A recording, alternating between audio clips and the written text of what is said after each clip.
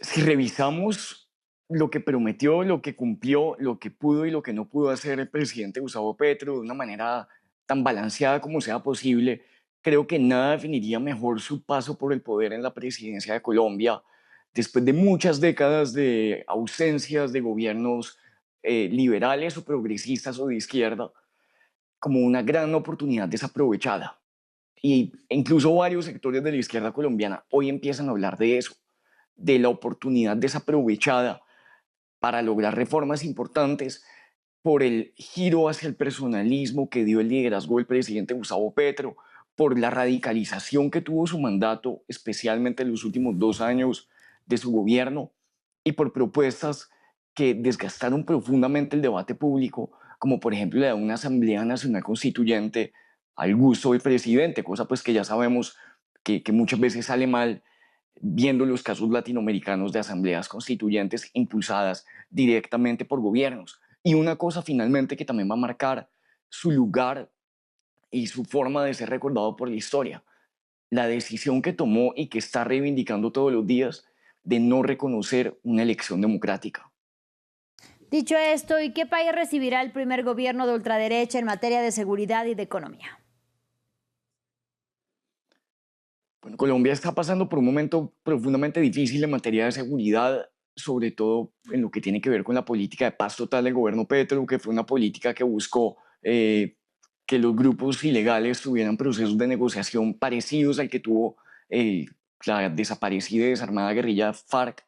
y darles unos espacios de negociación y diálogo político a organizaciones dedicadas al crimen organizado, a disidencias de las FARC, a estructuras dedicadas al narcotráfico. Esto desprotegió la seguridad en muchos territorios de Colombia, y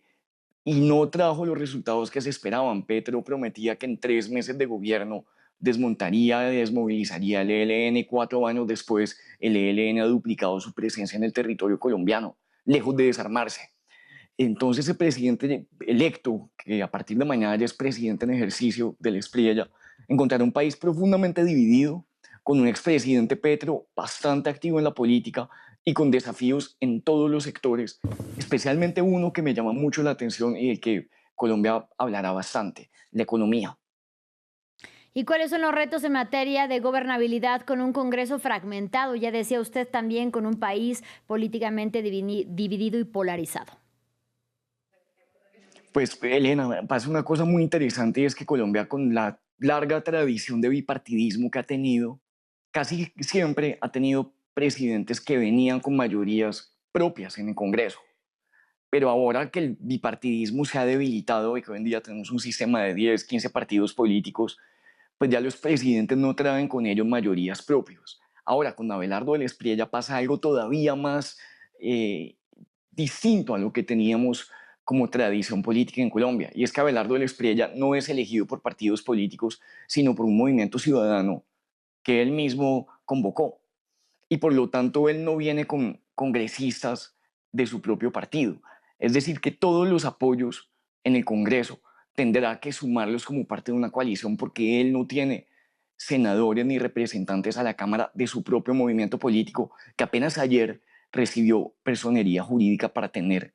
eh, representación en las elecciones. Así que de entrada va a tener un desafío muy grande que va a ser construir una mayoría que en este momento la tiene, como haciendo cuentas de los partidos que han anunciado que apoyarán o que harán oposición al gobierno de la Espriella, ya hay una mayoría para su gobierno. El punto es que tendrá que negociar y llegar a acuerdos permanentemente con ellos porque no tiene congresistas de su propio movimiento político. Bueno, y más allá de la paz total que no pudo concretarse, ¿no hay algo positivo que decir, por ejemplo, en cuanto a los avances de justicia social, ambientales, pero también sobre programas sociales e incluso sobre la economía colombiana?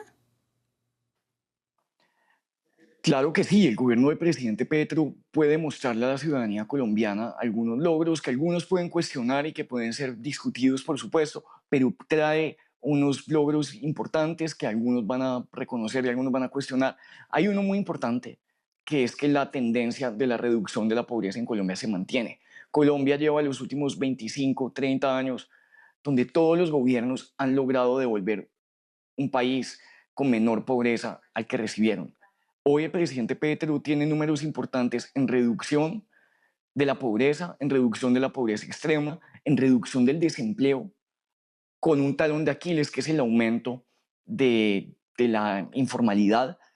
y con un aumento del salario mínimo que para muchos ha sido cuestionado, eh, con los efectos negativos que puede tener en la economía, pero ese presidente que devuelve el país con el salario mínimo más alto, esta decisión puede traer obviamente aumentos en la inflación, puede traer aumentos en la informalidad y crecimiento en el desempleo en un par de trimestres. Pero esa es una de las, digamos, de los hitos políticos que le celebran al presidente Petro.